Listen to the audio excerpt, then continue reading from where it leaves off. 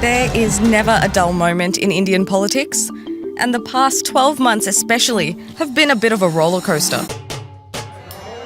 Rahul Gandhi is being found guilty in a criminal defamation case. Ethnic violence in an Indian state has displaced more than 35,000 people. Homes burned down, people murdered, and lives permanently changed. 3 more opposition lawmakers have now been suspended from the parliament. Indian Prime Minister Narendra Modi has inaugurated a Hindu temple built on the ruins of a mosque. The construction of this temple fulfills a long-time dream. Police in India fired tear gas shells at crowds of protesting farmers. The Supreme Court has struck down electoral bonds. It has declared them unconstitutional. And it comes months ahead of national elections in which Prime Minister Narendra Modi will seek a 3rd term.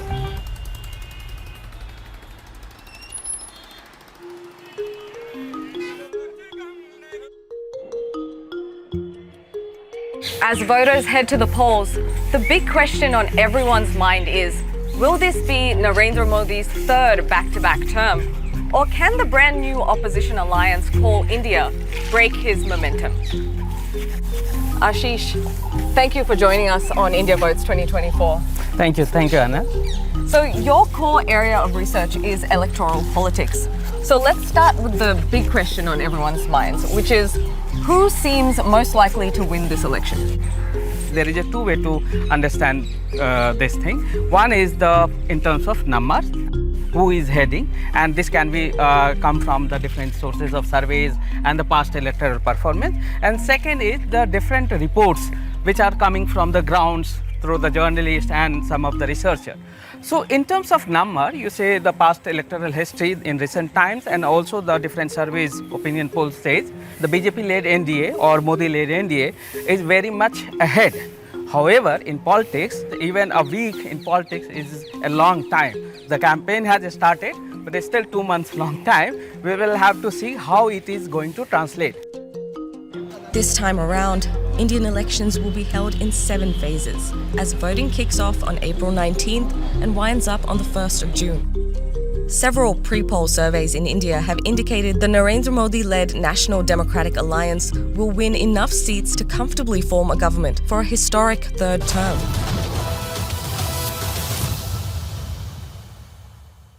$350 to the BJP, the allies get 61 seats, the Congress short of 50 seats. The Congress is at 49, and the allies of the Congress, allies in the I.N.D.I.A alliance, the smaller parties, perhaps some of the regional satraps, gain more. They collectively have 56 seats compared to the National Party, that is Congress Party, at 49.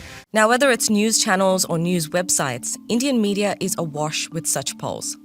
Election analyst Ashish Ranjan says the number of pre-polls and surveys has grown in the past 2 decades. But is that a good thing?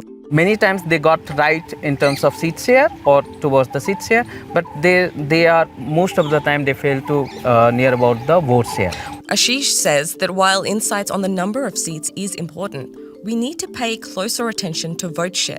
The number of survey agencies has gone, but the qualities of survey has not been much grown. The most recent opinion poll says if elections are held today, the Bharatiya Janata Party alone is projected to win 342 seats, while the opposition bloc, the India Alliance, is projected to win about 144.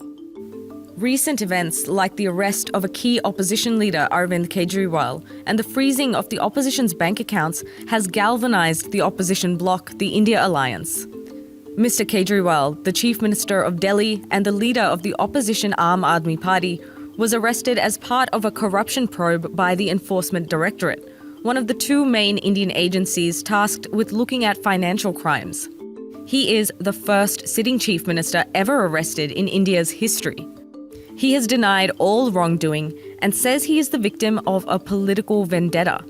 The same day of Mr. Kejriwal's arrest, the Congress Party claimed that Indian tax authorities had frozen its bank accounts over alleged undeclared cash income, leaving them unable to cover campaign expenses. Weeks ahead of this month's election, the coalition put up a show of strength at its first national-level rally. अगर हिंदुस्तान में match fixing का चुनाव BJP जीते और उसके बाद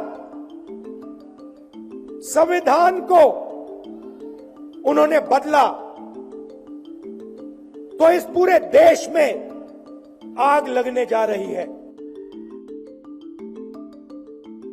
ये जो उनका 400 सीट का नारा है, ये बिना ईवीएम के, बिना मैच फिक्सिंग के, बिना सोशल मीडिया और प्रेस पर दबाव डालकर खरीदकर ये 180 पार नहीं होने जा रहा है। The BJP, in their defense, have said that law enforcement agencies are independent of the government and are merely doing their job to fight corruption. अब सवाल ये है कि ईडी ने काम क्या किया है। एक स्वतंत्र एजेंसी है, वो स्वतंत्र रूप से काम कर रही है। न उसे हम रोकते हैं, न उसे हम भेजते हैं। उसको स्वतंत्र रूप से काम करना होगा और कोर्ट के तराजू में उसको सही निकलना होगा। Unfazed by rallies and attacks, the BJP has intensified its focus on the southern states this time around to win an even bigger majority. Narendra Modi's southern push has a nuanced approach this time. The BJP have tied up with a host of small regional parties to consolidate political support. On his part, the Prime Minister has made multiple visits to the south lately, met with regional leaders, launched development projects, and visited temples. And yet, it won't be easy. What is your reading of what's happening in the southern states? So southern, barring Karnataka, which used to be a BJP or Congress versus BJP bipolar states, in 2019, BJP has been able to gain substantially in Telangana as well. So apart from these two states, it is still a very tough challenge to the BJP to gain substantially.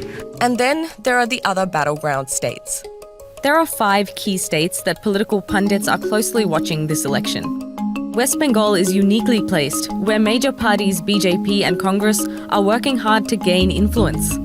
The regional party, the All India Trinamool Congress, led by Mamata Banerjee, dominates the political scene here. The state has 42 seats and sends the 3rd highest number of members to parliament. In Maharashtra, it's complicated. The 2 key regional parties there, Shiv Sena and the Nationalist Congress Party or the NCP, have recently split. Political leaders in this state have now formed new alliances. This state is home to 48 seats. In the 2019 polls, the BJP emerged as the top party here with 23 seats, and their regional ally in the previous elections, the Shiv Sena, won 18. But the splits in key political parties has made the contest this time around much more interesting. Karnataka, where the BJP had success in the 2019 elections, recently saw the Congress Party come to power after winning the state elections. The BJP is contesting in alliance with a regional party here, the Janata Dal Secular, while Congress is contesting alone. Karnataka has a total of 28 seats. The other state to watch in the south is Telangana. 6 months ago, the Congress won the state elections here. The BJP won 4 seats in 2019, and this time around is fighting without any alliances. The state has 17 seats in total. Tamil Nadu, a state with 39 parliamentary constituencies, is another state that will be keenly watched. The Congress Party has teamed up with a regional heavyweight, the Dravida Munnetra Karagam, or the DMK in the state. In 2019, this alliance bagged 38 out of 39 seats. The BJP and the I.N.D.I.A will have to make significant inroads in Tamil Nadu to achieve their goal of crossing 400 seats. We're talking about seat numbers here, 272, but one of the BJP's campaign slogans has been Char So Par, which means they say they're going to get more than 400 seats in this election. How likely do you think that is? It's very difficult and it's almost impossible. And the reason is very simple. BJP has currently 38% vote share and 303 parliamentary seats. In 2019, BJP gained 6% votes and 21 seats in respect of 2014. So, if BJP wants to get 370 seats, BJP needs extra 7 to 8% vote share.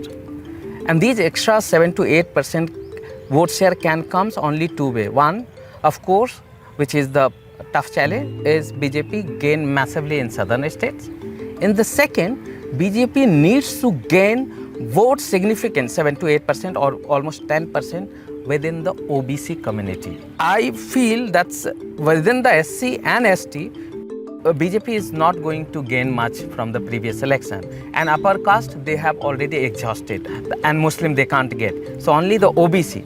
Unless BJP gets 8 to 9% the OBC vote, so for me it's a very difficult, almost impossible to get 370 seats for the BJP and of course the 400 seats for the I.N.D.I.A line.